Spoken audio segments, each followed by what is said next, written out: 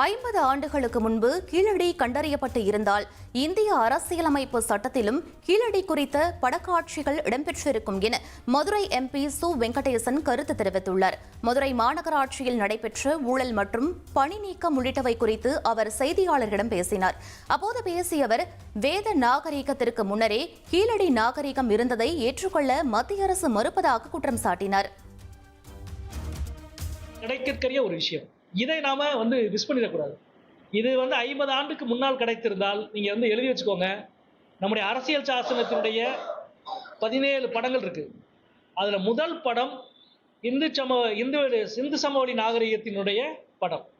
2வது படம் வேத நாகரிகத்தை விளக்குகிற படம். கீழடி 50 ஆண்டுக்கு முன்னால் கண்டுபிடிக்கப்பட்டிருந்தால் சிந்து சமவெளி நாகரிகத்தினுடைய படம் முதலாவதாகவும் 2வது படமாக கீழடியினுடைய கண்டுபிடிப்பின் படங்கள் இடம்பெற்றிருக்கும்.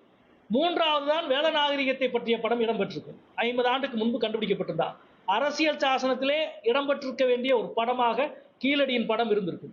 இவ்வளவு முக்கியமான விஷயத்தை காப்பாற்ற வேண்டியது சமகாலத்தில் நம்ம அனைவருடைய பொறுப்பு என்பதை தெரிவித்துக் கொள்கிறேன்.